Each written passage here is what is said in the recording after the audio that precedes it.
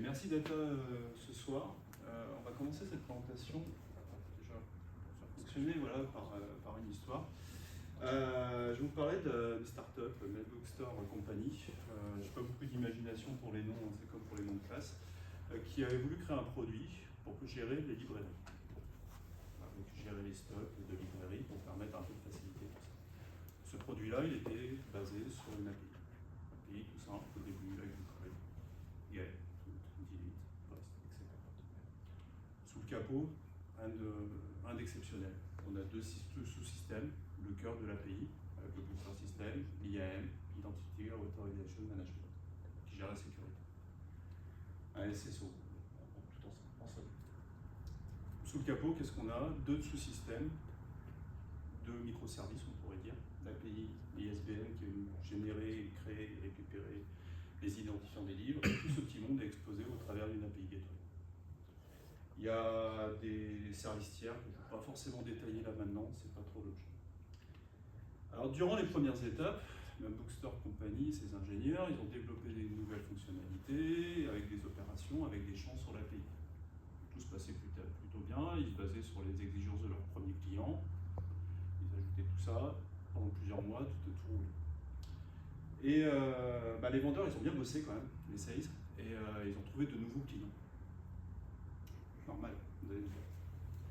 Et les clients, ils ont dit, ok, votre produit est bien, mais on a envie d'aller au-delà. On a envie d'avoir telle nouvelle fonctionnalité, telle nouvelle feature, etc. Et en creusant un peu, ils se sont aperçus qu'il y avait des changements qui allaient bloquer un peu l'utilisation de leur API existante et qui allaient tout casser d'un point de vue client et de leur premier client. Le problème du premier client. Alors le problème, c'est pas d'ajouter une nouvelle fonctionnalité. Le problème, c'est de casser le comportement pour les premiers clients, tout simplement, et d'avoir vraiment une différence de comportement. Donc, au bout d'une heure de réunion, les ingénieurs ils ont dit tiens, on va versionner, on va faire une V2 pour notre nouveau client, une V1 pour notre ancien client, et tout va rouler, ça va être super.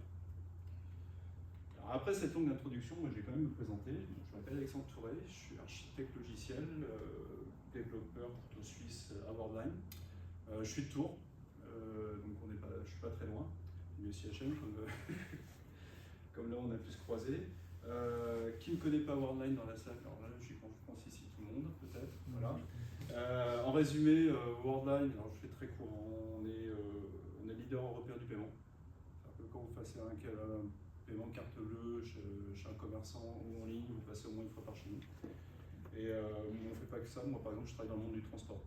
Depuis 2-3 ans, je travaille dans le monde du transport, notamment l'open paiement. Dans les villes, vous pouvez payer avec des cartes bleues directement votre ticket de métro. En fait, vous pouvez passer les barrières directement avec votre carte bleue, sans avoir acheté un ticket au préalable. Alors, on va revenir à notre histoire. Alors, j'ai oublié de dire quelque chose.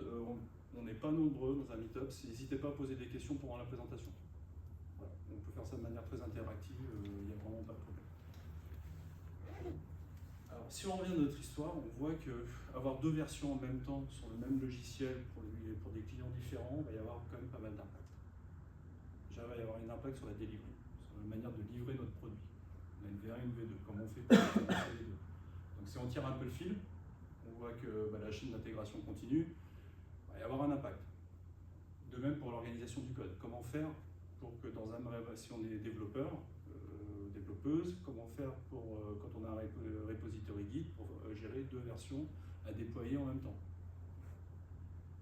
Quelque chose qu'on oublie un peu trop souvent, c'est la sécurité.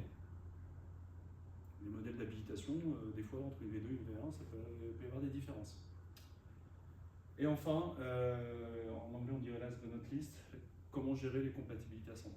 Ça aussi, il y a des impacts. On va voir ça aujourd'hui. Alors maintenant, on va revenir sur la V1 de MacBook Store Company. Donc, on a toujours une API crude, elle n'a pas bougé. Alors maintenant, quelques questions à se poser. Si vous avez un jour un développeur qui arrive, je veux faire du versionning d'API REST, j'en ai besoin, il faut déjà vraiment se poser la question. Est-ce que vous en avez vraiment besoin? Vous allez voir pourquoi. Maintenant, comment gérer le versionning? Est-ce qu'il y a différentes stratégies? Quelle est la bonne en fonction de votre écosystème, en fonction de vos clients, en fonction de votre application, de votre technologie? Combien de versions vous pouvez gérer en même temps? Ça, Ça aussi, c'est quelque chose à penser au préalable, parce qu'il va falloir communiquer après. Quelle est la compatibilité de votre plateforme? Ça aussi, c'est quelque chose à savoir, à prendre en considération. Si vous avez du microservice, si vous avez du monolithe, quoi que ce soit, il faut vraiment voir comment vous pouvez faire. Quelle est votre gestion de configuration? Quels sont les impacts?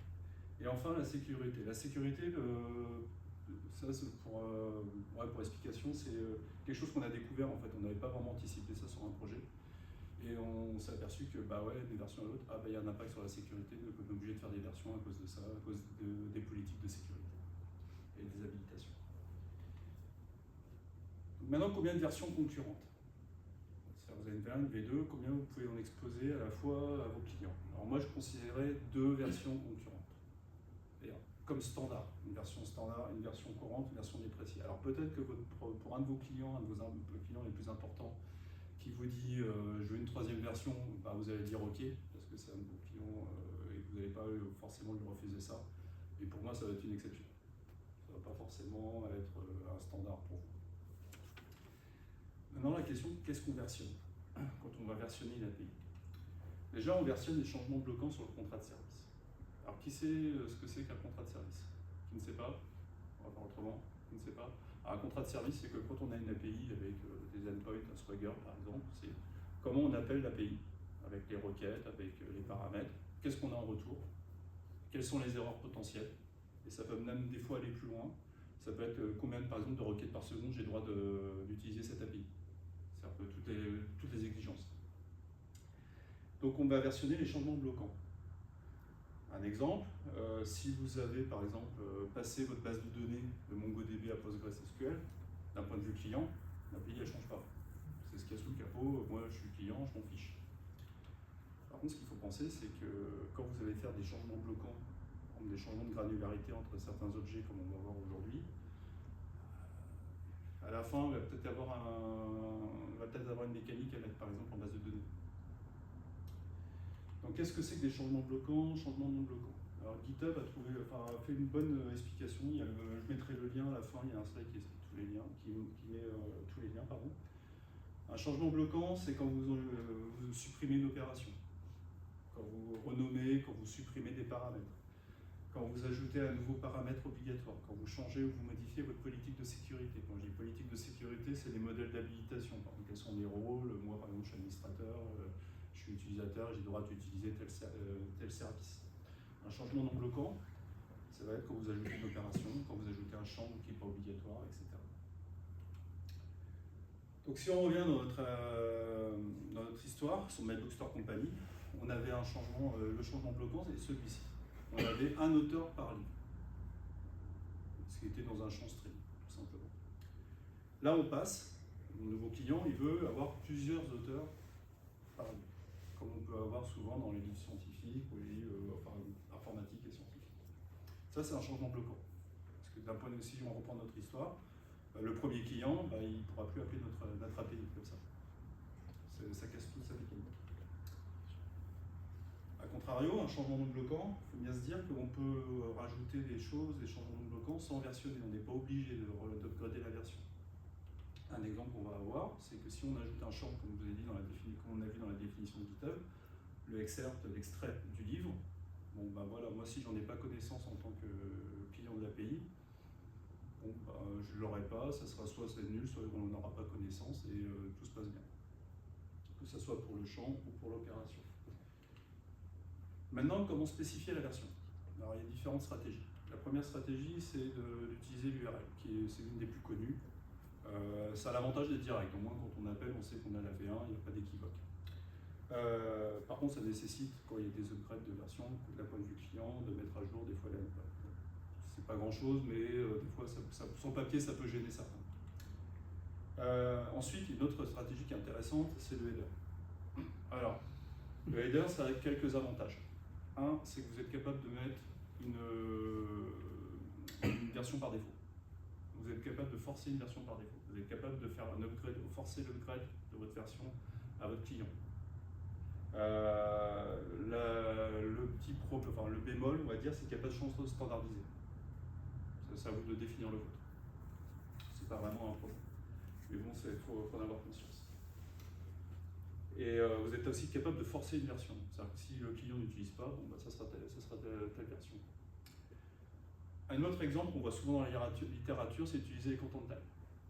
Alors vous voyez que la version, elle est dans VND, myname, v1.json, qui est complètement illisible, on est d'accord.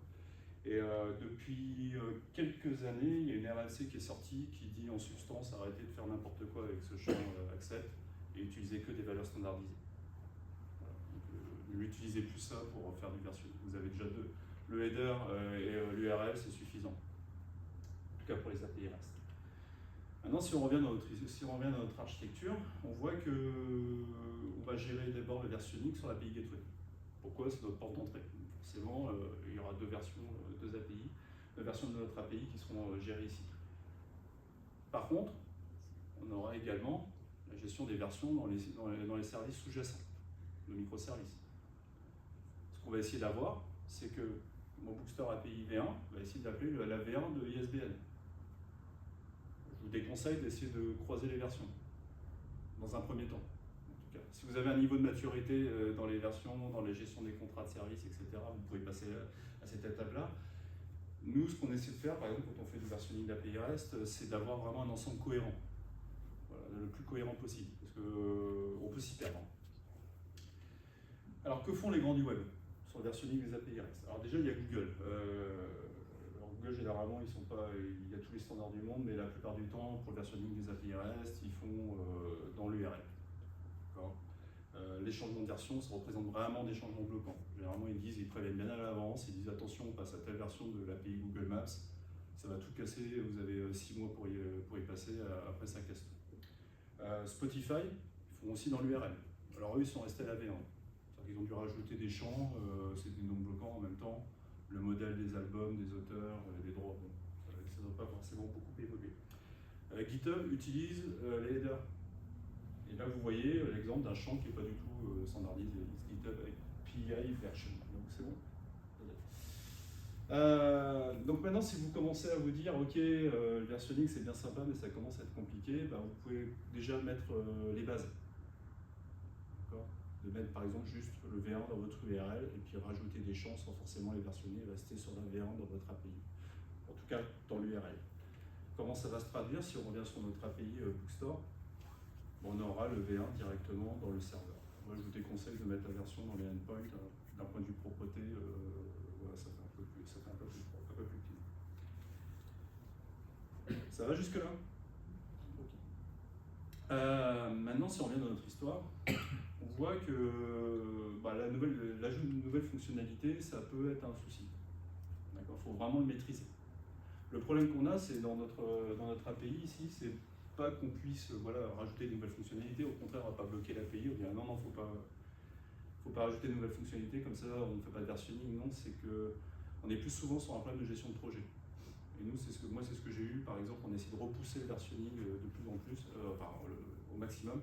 À un moment donné, il y avait des plannings projets qui ne pouvaient pas, on était obligé de mettre en place du versionning. Voilà. Et ça, il faut apprendre à le maîtriser, c'est compliqué. Donc si on revient dans notre exemple, on va voir que les versions, on a la V1, la V2, ça on revient, on a toujours le même truc que tout à l'heure. Comment identifier des changements par exemple sur vos OpenAPI? Imaginons que vous avez développé une OpenAPI, vous voulez savoir par rapport à votre VU si vous avez un changement bloquant. Alors des fois, si vous avez une API complexe, c'est dur à identifier quand même. Il y a des outils qui existent. Il y a un outil qui s'appelle OSDiff, qui est assez simple, hein, c'est que vous mettez deux YAML et puis il va vous faire la différence entre les deux. Une différence assez intelligente qui va vous permettre d'identifier les changements bloquants, les changements non bloquants, etc. Ça vous fait même des rapports. C'est vraiment assez open source. Moi je vous conseille, c'est vraiment un super outil. Donc les impacts qu'on va retrouver en utilisant ce genre d'outils, déjà c'est dans le contrat de service. D'un point de vue client, ça change. En changeant la granularité d'un auteur à une liste d'auteurs, on peut aussi se dire, ah tiens, il y a peut-être dans la base de données, il va y avoir un changement à la fin. Pas besoin de sortir de Polytechnique pour le deviner, à un moment donné, on fait rentrer des ronds dans des carrés. Et enfin, on a des problèmes de compatibilité. Comment faire dans notre V2 si on découvre un bug, il faut le reporter comment faire pour le reporter sur la VM? Et de manière simple. Ça peut être compliqué. Donc si on revient sur notre architecture, ça c'est un exemple d'architecture plus microservice qu'on a mis en place sur du OpenShift, où on a une API Gateway qui expose la V1, la V2, et on a un runtime V1, V2. Il y a des contraintes, mais c'est ce qui est le plus simple à mettre en place d'un point de vue industrialisation. Mais il y a des contraintes, on en parlera après. Donc si on revient sur la base de données, sur le versionning, on se dit, bah voilà, à V1, on a un champ string dans notre table, V2, on a une relation MN, c'est quelque chose qu'on devine aisément.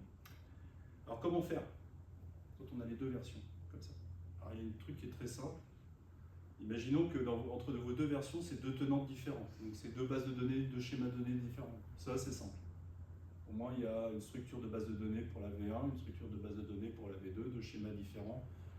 Là, vous êtes dans le cas le plus simple, le plus facile à résoudre. Maintenant, si on se dit, ouais, tiens, on va avoir deux bases de données, on va gérer de la synchronisation entre les deux. Pour synchroniser si on a besoin de certaines données. Bon, je vous le déconseille parce que ça nécessite une artillerie quand même très très lourde. C'est du CDC, Change Data Capture, enfin, on met du Kafka, du Debezium et tout. Ça va coûter très très cher. Si vous devez tout mettre dans la même base de données, ce qui arrive le plus souvent, c'est vraiment le cas le plus fréquent, là, c'est un numéro d'équilibre. Selon lesquels ça peut très bien fonctionner, comme il peut y avoir des contraintes. Notamment si vous appelez des progiciels, par exemple. Certains softs du marché où vous n'avez pas forcément la même souplesse qu'en codant. Maintenant, on va essayer de voir les impacts du versionning des API REST sur tout le cycle de développement logiciel. Avant de plonger là-dedans, avant de dire on va versionner, il faut bien avoir conscience que ça va impacter, on va dire, tout le cycle de développement du fonctionnel jusqu'à la production. Ça, c'est des choses qu'on n'anticipe pas vraiment. Un exemple de livraison qu'on pourra avoir, alors là, c'est basé sur du Gitflow. Vous allez me dire Gitflow, c'est compliqué, ça fait un peu usine à gaz.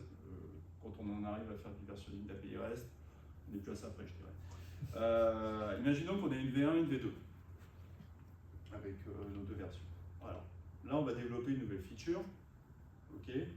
On va faire ça dans la branche develop. On va créer notre release. On a fait une merge request et des pull requests en fonction des outils de CI. Et après, vous déployez la version 2.1 avec la liste d'auteurs. Jusque-là, c'est simple. Maintenant, comment on fait pour répercuter les changements qu'on a fait dans la VM, s'il y en a besoin?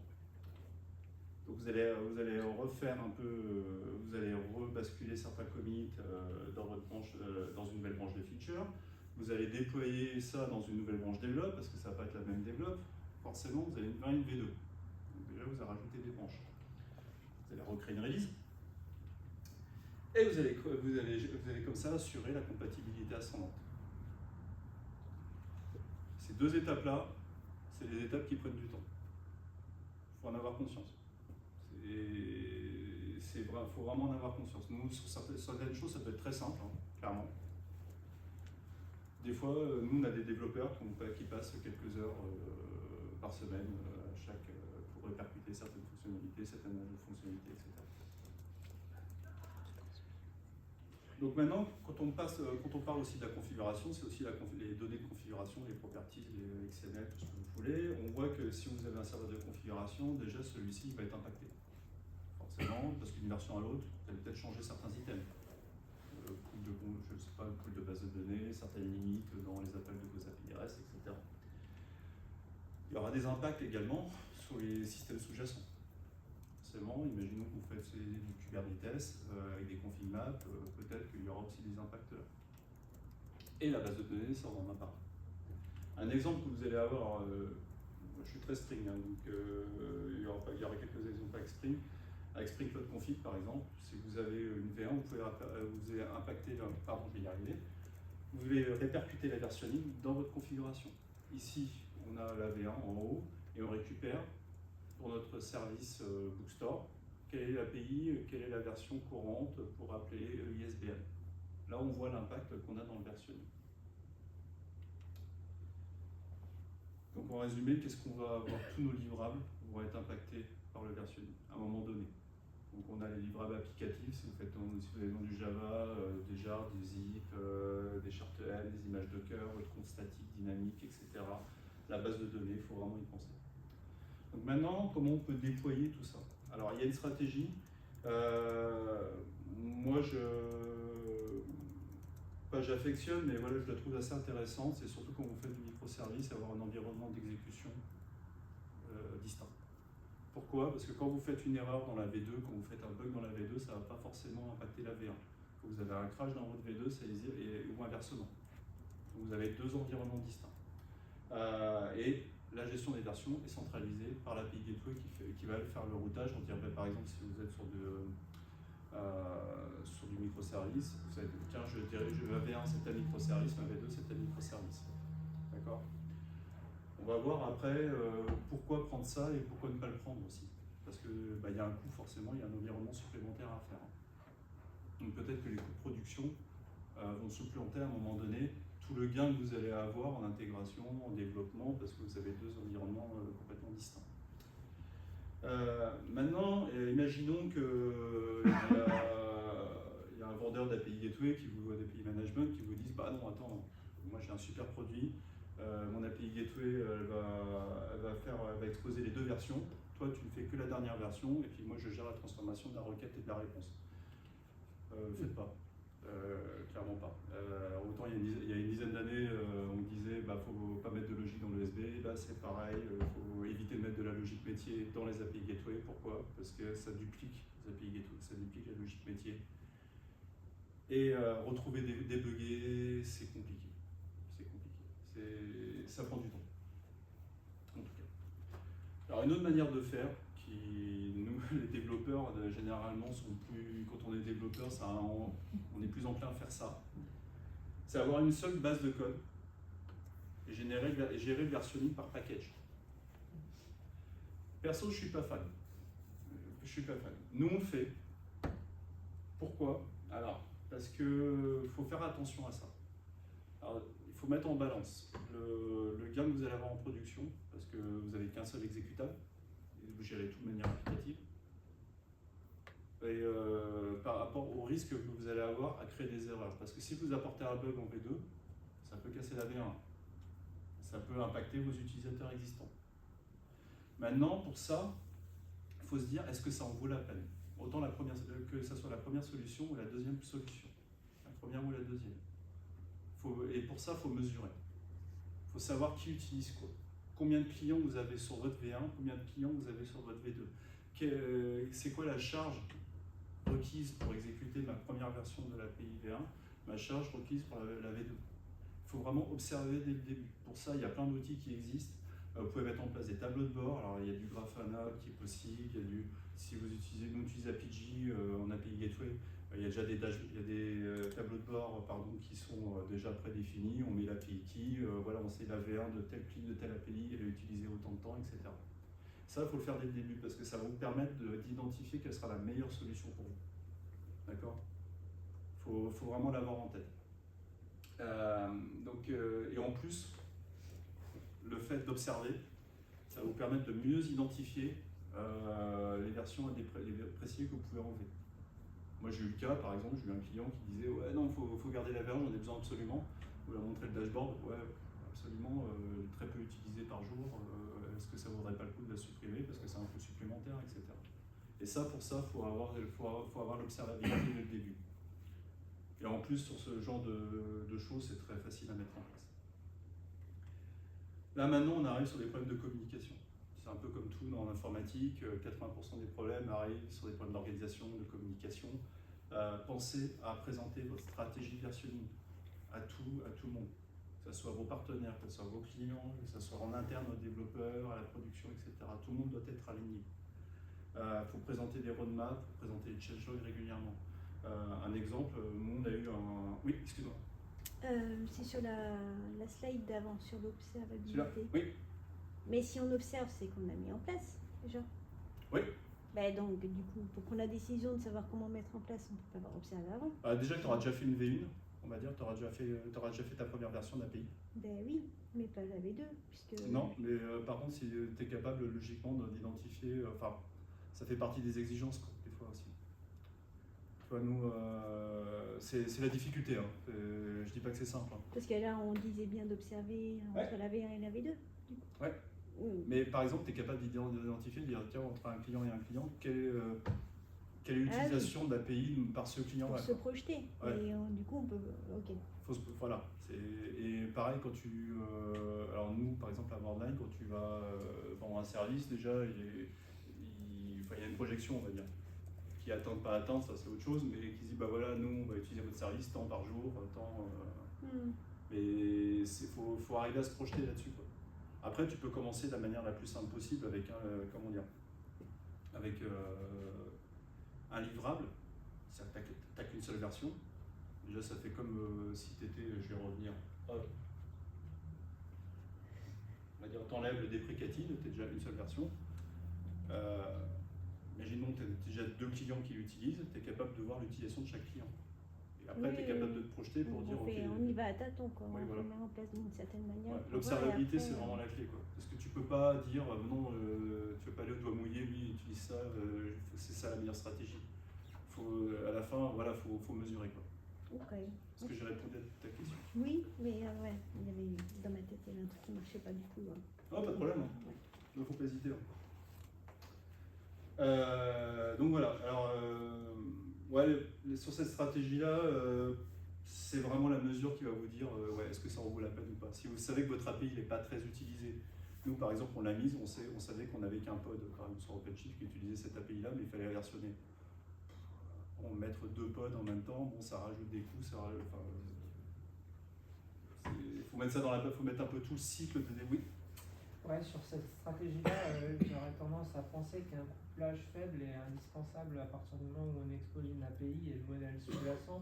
Ça me paraît censé, à partir du moment où il y a une base de données commune, souvent c'est le cas, d'avoir une couche de persistance qui est dans un module qui va être tiré après dans chaque version de l'API, et du coup d'avoir cette partie-là centralisée, et du coup de versionner que l'exposition du service en fait.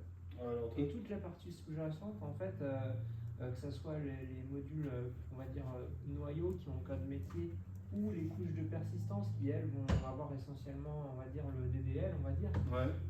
Celles-là, elles peuvent être, à mon avis, mutualisées et mises dans des modules qui seront tirés de manière... Mais alors après, tu fais un couplage par l'ajout de ces librairies, en fait. Ah bah oui, mais de toute façon, il n'y a pas de... Non, mais c'est... Ouais. Si je reprends ton exemple des auteurs, par exemple, ton API V1, elle va forcément à un moment donné devoir concaténer le prénom et le nom de ton auteur pour retourner une string qui va être nom-prénom de l'auteur, mais ton modèle sous-jacent de base de données, lui, tu peux pas, à moins d'effectivement ce que tu disais, de faire cohabiter 2 bases de données distinctes. Mais ça, c'est une usine à gaz. Ouais, c'est une usine à gaz. ça, tu peux le dire. Ça, c'est le truc que quand on me dit de faire ça, je regarde, je dis on va peut-être pas y aller, là-dessus. Par contre, après, il faut faire attention sur le couplage que tu fais entre chaque service par les librairies que tu ajoutes, en fait, que tu inclus. Faut penser à ça aussi. Il n'y a pas de règle figée, mais des fois, le découplage que tu pourras avoir entre tes 2 services, tu vas l'avoir quand même par l'ajout de certaines librairies. Tu vois, par l'inclusion de certaines librairies dans chacun des services. Donc, il faut vraiment faire attention, quoi. Oui, si les CD sera nettement plus complexe. Ah oui. Et puis ça crée un couplage en plus. Ça va créer un couplage au lieu d'avoir 2 services qui vont être indépendants à livrer, d'accord? Tu vas avoir tes 2 services avec 2 équipes différentes qui vont être indépendantes et puis qui vont avoir une certaine vélocité. Ce que dit monsieur, c'est que là il y aura. Oh bah tiens, on attend que tu as fait ta version pour indépendre ta librairie. Là c'est un peu plus compliqué. Comme je dis, on a des équipes Worldline, enfin là, c'est que on n'a pas des microservices, on a un monolithe distribué, quoi. Donc on crée du couplage sur des choses qui sont distribuées, en fait on a le pire des 2 mondes des fois. Donc faut vraiment peser le pour et le contre. Faut vraiment, et pour ce genre de choses, en fait, ce genre de sujet, il faut vraiment penser le cycle de développement logiciel, mais au complet. Surtout le décommissionnement, je pense. C'est plus compliqué en fait à gérer. C'est pour ça que moi j'aime bien ce modèle-là. On a 2 runtimes séparés. Le décommissionnement, voilà, c'est plutôt facile à faire. Si les ops, ils le font sans problème. Maintenant, faut peser le pour et le contre. Alors, en tout cas, j'ai vu les deux stratégies. On a mis les deux stratégies en place. C'est vrai que des fois, quand tu as une application qui n'est pas vraiment utilisée, justifiée auprès, dire bon, on va utiliser le double d'environnement d'exécution pour avoir une simplification du décommissionnement. Bon, faut être super vendeur quand même. Faut être très persuasif auprès de son management. Alors, on revient. Est-ce que j'ai répondu aux questions? Okay. Donc clairement sur la communication, il faut vraiment y penser. Quand je dis sur les managers. Nous par exemple, on a eu un cas où les équipes fonctionnelles, elles avaient un peu zappé le modèle de versionning et en fournissant aux clients une spec fonctionnelle sur les API, etc.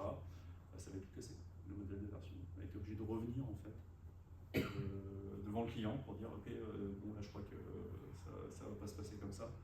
Après voilà, on ne rejette pas la pierre, ça peut arriver, hein, c'est pas le problème, hein, c'est surtout sur des API qui sont un peu complexes. Ce que vous pouvez faire aussi, alors après il faut que les clients le traitent, vous pouvez indiquer dans les réponses, dans les headers de vos réponses que votre API est dépréciée. Il y a une RFC qui est depuis quelques années en stand-by, mais qui propose ce genre de modèle-là. Pour dire, bah tiens, dans mes headers, c'est déprécié, hop là. C'est déprécié, là il y a le lien, etc. Vous avez le lien vers une changelog. Si vous voulez en savoir plus, allez là-dessus. Forcément, il faut que les programmes du client puissent le traiter. Alors maintenant, je vais faire un petit aparté sur le code first et API first. Alors il y a deux manières de coder des API et on voit que ça a un impact dans le versionning. Alors je vais résumer. Code first, c'est quand vous créez l'API en codant. Vous avez des spécifications préalables, alors si vous êtes en Java, des contrôleurs Java, des ressources, si vous êtes plus Quarkus. Vous les documentez avec Spring Doc, etc., avec Spring Doc, MicroProfile OpenAPI, ce qui fait que des fois pour ça, de contrôleur ou d'endpoint, vous avez ça d'annotation et je pèse mes mots. Et ensuite, vous générez l'OpenAPI. Une fois que vous êtes content de ce que vous avez fait, ça vous génère l'OpenAPI parce que vous avez un exécutable qui va le faire. On va refaire la même chose à l'envers. Imaginons que vous connaissiez un peu l'aspect OpenAPI et que vous écriviez le fichier YAML de spécification. Grâce à ça, vous allez pouvoir générer du code avec OpenAPI Generator. Et vous allez pouvoir valider le contrat de service à la compilation. C'est-à-dire que là, vous garantissez qu'il n'y a pas de déphasage entre la doc et votre exécutable. Que celui qui n'a jamais eu ce souci-là lève la main, on est d'accord. Et ensuite, vous construisez les livrables. Donc c'est une méthode un peu voilà, c'est complètement différent.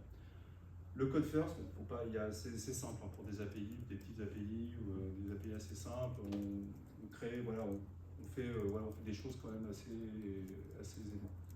Par contre, dès qu'on veut fournir ça à des clients, avoir des exemples pour générer des mocks avec WireMock notamment ou d'autres environnements, bah on voit que c'est assez limité. Ensuite, les fichiers OpenAPI peuvent ne pas être valides. Ça, il y a des bugs, forcément. C'est un logiciel, il y a des bugs, c'est normal. Et quand je vous disais le nombre d'annotations, bah, des fois, ça va plus vite à écrire l'OpenAPI que d'écrire les annotations en Java. En tout cas, quand vous faites du Java. Aussi, il y a un point à savoir, c'est que quand vous fournissez des API, fournir une API en avance de phase pour votre spec, ça peut être un peu fastidieux. Parce que quand vous êtes en fournisseur comme MyBookstore Company, de fournisseur d'API, comment vous faites? Alors, comme je disais, l'API First, c'est une solution. Il y en a d'autres, communiquer, faire des relais de code, etc. L'API First, ça va vous permettre déjà d'avoir, comme je disais, aucun décalage avec la spécification. Petit bémol, ça nécessite quand même l'apprentissage de l'aspect OpenAPI. Ça, c'est quand même une contrainte. Et ça va nécessiter certains outillages, des processus. Par exemple, nous, ce qu'on a mis en place à Boardline, c'est qu'on a un repository pour les OpenAPI publics. Ce qu'on expose aux clients, ce que pourrait faire MyBookstore Company. Et tout se fait via Merge Request. Donc on a des étapes de validation, on a des linters qui permettent de valider que l'OpenAPI, avec Wacom notamment, que je vous ai présenté, Non, pas Vacom, OSDiff, et je vais vous présenter justement Vacom, pardon. Vacom, c'est un outil qui va vous permettre de valider votre API. De dire, attends, est-ce qu'elle est valide ou pas? Ok. Alors c'est assez violent, hein, c'est-à-dire ça va parser tout le fichier, donc ça c'est pas standard, etc. Ça va même aller sur des problèmes de conception des fois. Dans ce champ-là, ça ne devrait pas être comme ça. C'est vraiment un outil intéressant. Alors après, c'est comme OSDiff, hein. Des fois, il peut y avoir des faux positifs, et ça vous fait 80% du boulot, ce qui est déjà beaucoup, hein, sur des fichiers qui sont assez volumineux. Un autre exemple, comment vous pouvez faire, alors si vous faites en Java avec du Gradle ou du Maven, est-ce que vous voyez assez bien là? Ok. Je vais vous montrer après direct en IDE. Vous allez avoir une étape de validation déjà dans votre code. Vous allez charger un fichier OpenAPI YAML et vous allez générer tout le code Java, la structure du code Java avec les DTO, avec les objets et avec tout le prototype, l'interface de votre contrôleur. Alors je vais passer sur le code. Est-ce que vous avez des questions jusque-là? Alors forcément.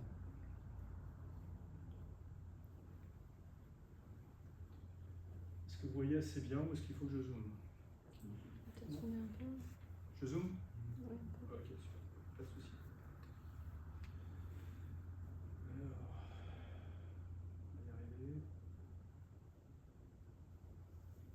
Donc là, logiquement, ça devrait être pas mal. Donc là, on a une OpenAPI, donc c'est ça que je vous ai montré. Hein. Bookstore, c'est un repository Git qui est sur mon GitHub en fait. Parce que j'avais fait un workshop sur le versionning des API REST, qui reprend un peu tout ce que je vous présente ce soir.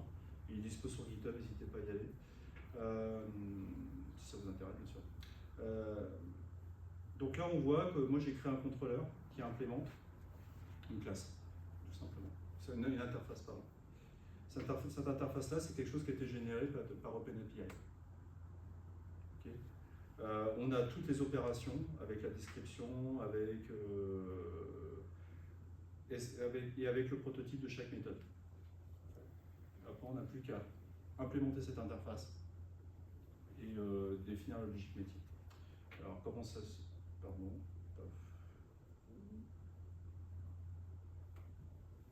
Donc là, c'est ni plus ni moins qu'une annotation Java. Là, je l'ai fait en Gradle, mais il y a la même chose en Maven. Maintenant, imaginons qu'on soit décalé avec la spécification. Là, si j'ai l'effet des mots, je l'ai testé tout à l'heure, ça passait bien. Voilà.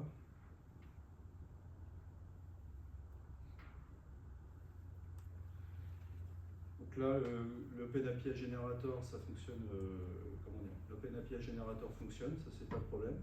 Si on revient dans le contrôleur,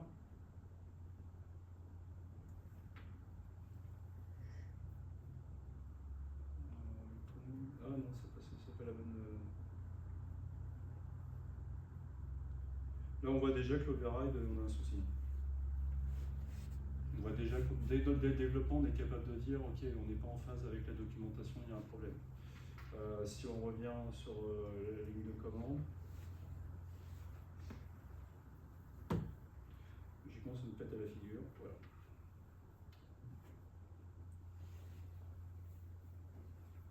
Donc il y a un souci quelque part.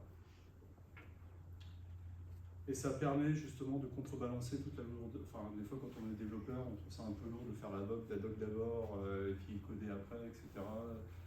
On a eu des traumatismes, je sais pas, mais ça, avec l'outillage, ça simplifie quand même. Ça apporte une fluidité après dans la gestion de la doc et dans la gestion, dans la gestion des recettes, tout simplement. Hop, je reviens sur la présentation. Est-ce que c'est bon? Les tests unitaires, ouais, on peut le couper après, c'est possible. Ça fait partie de la chaîne de build en fait. Dès l'erreur, on l'a au plus tôt, tout simplement. Après, ça peut être aussi, on peut coupler ça avec des outils comme Archunit, je ne sais pas si vous connaissez. Donc avec Archunit, on est capable de dire, un contrôleur, il faut que ça hérite de telle chose. Maintenant, on va revenir dans notre histoire sur MyBookstore. Imaginons qu'on va parler de la sécurité. Alors, comme je vous ai dit, c'est quelque chose que moi, le premier, j'ai pas anticipé. On revient sur notre architecture, on a l'IAM, Identity Authorization Management. On a ce qu'on appelle une policy. Alors, une policy, c'est des règles de sécurité, en résumé, d'accord, avec un modèle airbag. Airbag, alors maintenant c'est un peu déprécié par le WASP, mais c'est ce que vous voyez plus couramment. Airbag, c'est Role Based Access Control. Moi, Alexandre, je suis administrateur, j'ai un rôle administrateur, donc je peux utiliser telle fonctionnalité, etc. Je résume vraiment l'Airbag en quelques secondes. Nous, ici, dans My Bookstore Company, on a les administrateurs, on a les clients qui ont 3 rôles potentiels, administrateur, recherche, consultation, et qui ont des permissions associées. Donc, quels sont les impacts déjà de toute cette policy dans notre architecture? Bon, on a déjà dans l'API Gateway, forcément. Vous voyez, c'est la porte d'entrée, c'est là qu'il y a un souci. Après, vous pouvez aussi faire de la validation de rôle dans vos microservices. De dire, bah, attends, tu exécutes ta microservice et tu dois avoir tel rôle, etc. Si vous faites avec du token JWT, si vous êtes avec OpenID Connect, ça peut se baser sur des rôles que vous avez dans des scopes. Tout le monde sait ce que c'est un scope sur... Qui ne sait pas JWT, tu vois ce que c'est? Oui. Bah, un scope, on va dire, c'est un champ de ton token. Et je vais te montrer un exemple après qui dit, bah tiens, tu es dans tel... en fait, tu mets un peu ce que tu veux, tu as OpenID, ta profile, tu dis, moi je veux telle ou telle donnée, ou tu peux mettre aussi, je veux telle ou telle fonctionnalité. Et c'est validé ensuite par ton SSO. Mais ça, c'est à l'initiative du client. Donc maintenant, on a la V2. Avec l'arrivée d'une liste d'auteurs par livre, on se dit, bah attends, on va faire un peu le ménage quand même, dans notre API. Alors déjà, maintenant on gère des auteurs. Donc il faut gérer cette nouvelle fonctionnalité-là, cette nouvelle donnée-là. Ça, c'est pas un changement bloquant. Si on en croit GitHub, ça rajoute une nouvelle chose, une nouvelle règle. On n'a pas de problème, on est serein, pas besoin de faire une V2. Maintenant, on se dit, bon, ouais, la recherche, ça sert à rien.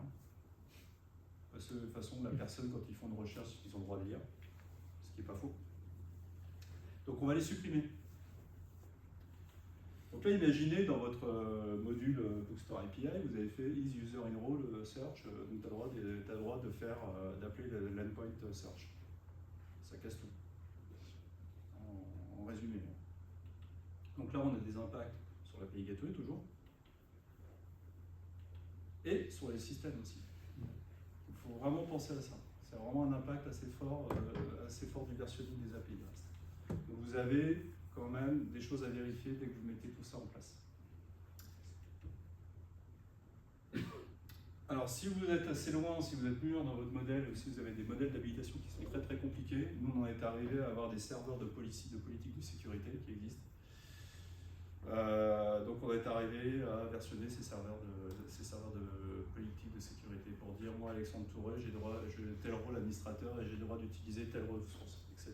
C'est des choses que vous pouvez aller, il y a Casbin qui existe, il y en a d'autres qui existent, et ça vous permet d'avoir une certaine fluidité, ça vous permet d'avoir une granularité assez fine dans votre modèle d'habilitation. Mais là, il peut y avoir aussi un impact. Un truc que vous pouvez faire avec le versionning, par contre, des API REST, que vous pouvez utiliser les scopes. Alors les scopes, c'est les scopes, c'est ici, en fait, c'est des champs texte. C'est de dire, bah tiens, moi, Alexandre Touré, j'ai le droit d'utiliser que la V1, parce que je fais partie du premier client. Donc j'ai pas le droit d'utiliser la V2. Alors vous pouvez versionner aussi vos scopes. Et pour dire, toi, la V1 n'est accessible que pour ceux qui ont le rôle book read en V1. Chose que vous pouvez faire, vous pouvez aller assez loin. Donc en résumé, il peut y avoir des changements bloquants dans la règle de sécurité, il faut vraiment y penser. C'est des choses qu'on ne va pas voir forcément avec l'outillage avec OSDIF que je vous ai présenté tout à l'heure. Il faut vraiment y penser là-dessus. Il y a des outils, donc Casbin, ClickLog, qui vont permettre de gérer les politiques de sécurité, et les scopes, il ne faut pas hésiter à les versionner. Vos rôles, il ne faut pas hésiter à les versionner, si ça a du sens, évidemment. Alors je vais finir cette présentation. Alors pour vos prochaines API, déjà dans un premier temps, si vous n'avez pas besoin, cherchez pas à être un savant fou, évitez le versionning dans un premier temps. Surtout si c'est des API en interne, que vous maîtrisez vos clients, les cycles de vie de projet. Bon voilà, ça peut peut-être, si vous pouvez vous dire, voilà, tu peux pas attendre une semaine ou deux, ou un mois par exemple, ça peut être pas mal. Identifier les breaking changes, les changements bloquants, c'est vraiment quelque chose d'important. C'est là-dessus qu'il faut travailler dans vos spécifications. Travaillez ensuite sur la modularité des API. Si Si vous avez des API, faites pas un monolithe dans vos API avec tout dans le même Swagger, tout dans le même OpenAPI. Essayez d'avoir des choses modulaires. Vous allez pouvoir maîtriser l'évolution de vos API, en identifiant par exemple les bundle contexts si vous avez des connaissances sur DDD notamment. Observez. On pourra le dire partout, hein, surtout que, généralement ça je le dis sur tous les sujets que je présente, c'est commencer par l'observabilité. C'est vraiment un chantier important. Et pensez le versionning de manière globale. C'est pas juste un header ou un champ qu'on rajoute dans l'URL. Ça va impacter tout votre cycle de développement logiciel. Et enfin, communiquer. C'est vraiment super important. Il faut que tout le monde soit au courant de ce que vous faites en version. Alors, si vous voulez aller plus loin, j'ai mis sur GitHub à disposition, vous pouvez le faire de manière autonome. Tout est listé en fait. Si vous utilisez un GitHub, j'ai un workshop sur l'API des versionning API REST, pardon. J'ai la solution. J'avais fait un article ici et il y a la doc de GitHub qui est vraiment très intéressante sur ce sujet. Merci beaucoup. Alors, si vous avez d'autres questions, n'hésitez pas. Du coup, au niveau préconisation, tu préfères double runtime que. Il faut le mesurer. Moi, je dirais d'abord, après, tout dépend de ce que tu as en face. C'est-à-dire que si tu as juste, comme je disais, si tu as juste un exécutable qui tourne, qui coûte pas trop cher, tu dis tu vas multiplier par 2. Voilà. Après, ça peut être aussi la sensibilité de ton application. Ça peut être aussi de dire, attends, moi j'ai une application, alors je vais pas dire sur le paiement, parce que le paiement, en termes de volumétrie, on est déjà très très fort, mais si tu as une application qui n'a pas beaucoup de volumétrie, et qui est très sensible en termes d'impact client, là, ça va peut-être se justifier. C'est ça. Moi, ce que j'aime bien, c'est isoler les deux versions. D'avoir, comme dit monsieur, une fluidité dans le cycle de versionning aussi. Parce que tu vas avoir une équipe sur la V2, une équipe sur la V1. Ils vont déployer indépendamment, ça va faire sa vie. Tu vas même pouvoir déployer des bugs fixes sur la V2. Si tu sais que ça n'impacte pas la V1, la V1 va rester. Quoi. Et en plus, niveau scalabilité, tu vas pouvoir peut-être scaler différemment la V2 de la V1, etc. Tu as un peu plus de souplesse. Moi, par défaut, je parle là-dessus. Par contre, je suis déjà allé on a déjà travaillé aussi sur en mixant tout dans le même source code, la même base de code, pardon. Parce que ça se justifiait, parce qu'on se disait, attends, sinon ça va être, on va démultiplier, et ça en vaut pas la peine. Quoi. Et il y a une discussion à avoir. Quoi. Et l'observabilité va te permettre de dire, ok, mon application, comment elle est utilisée en production. Et par qui, quoi. Du coup, il faut au final avoir déjà pas mal de briques pour pouvoir. Après, l'observabilité, c'est un sujet, tu vois. Moi, je présente d'autres talks sur l'architecture. Je te dirais que c'est même des fois peut-être la première fonctionnalité à prendre en considération dans ta plateforme. C'est maintenant une fonctionnalité de ta plateforme. C'est pas juste un truc que tu dis, tu appelles la prod 15 jours avant d'aller en production, vas-y, tu me mets des métriques, fais-moi 3 dashboards et ça va bien se passer. En plus, maintenant, les technologies, alors je vais prendre l'exemple de Java, mais ça marche aussi dans d'autres plateformes. Brancher d'OpenTelemetry en agent pour avoir des traces, franchement, c'est simple, et puis c'est pas intrusif. Exporter des métriques avec Prometheus, par exemple, pour avoir des métriques dans Grafana. Bon, une fois que tu l'as fait, ça va assez vite. Après, tu as d'autres impacts, des fois en termes d'overhead et tout. Mais l'overhead que tu vas avoir, ça va t'apporter. Déjà, tu auras vraiment tout le cockpit, quoi. Tu es capable de voir tout ce qu'il y a sous le capot de ton application. Et maintenant, tu es plus. Alors, si vous. Je ne sais pas si tu travailles sur des publics. J'ai le mot en anglais. Des clouds publics. Non. Parce que quand tu déploies dans le cloud, par exemple, tu ne sais pas sur quoi tu déploies. Oui. Tu as le PC qui, tu dis, ok, j'ai fait le 2 standard 4, donc ok, j'ai 4 DCP, mais quel est le comportement de mon application? Et c'est des choses, le pool de thread par exemple, comment tu vas piloter ton pool de thread et tout. Ça, c'est des choses que l'observabilité va te permettre de dire. Et même quand tu es on-premise, je te dirais, c'est des choses qui vont être aussi importantes. Savoir qui utilise ton application. Si vous faites des applications, avant le distributed tracing avec télémétrie, imaginons que vous avez une transaction qui passe par de l'ActiveMQ, par du messaging, on va dire en résumé, genre TicoMS, TimeMQ, etc. Tu as toute une transaction fonctionnelle qui passe par tes messageries, donc une transaction asynchrone. mais tu n'es pas capable de se décorréler entre elles, quoi. Et ça, c'est des choses que tu as besoin de savoir dès le début, quoi. Maintenant, quand tu fais une application. Surtout sur des applications distribuées. Autant quand tu as un monolithe, tu es capable de dire, ok, moi, mes logs elles sont à tel endroit dans tel fichier, donc c'est fado. Quand tu tapes sur des microservices, quand tu tapes sur des applications qui sont un peu distribuées, tu as besoin d'avoir ces informations-là dès le début, je dirais, mais même dès le dev, quoi, tu vois. Ouais. C'est quand même super important, quoi. Donc c'est vraiment des choses à penser, quoi. Et c'est pas très, en termes de charge, maintenant, alors moi, en tout cas, c'est mon avis, c'est pas si coûteux que ça à mettre en place.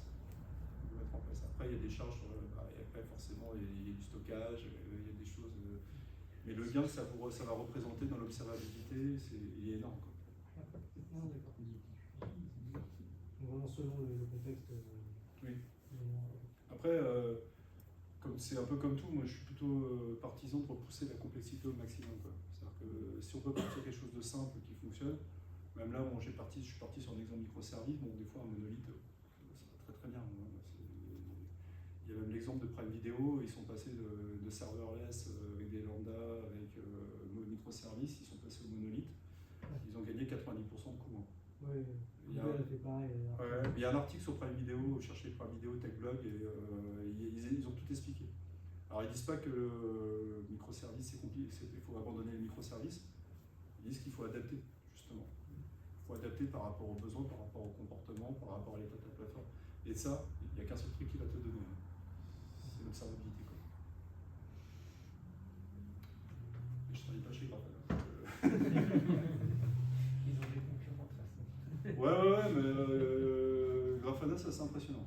On l'utilise, c'est vraiment pas mal.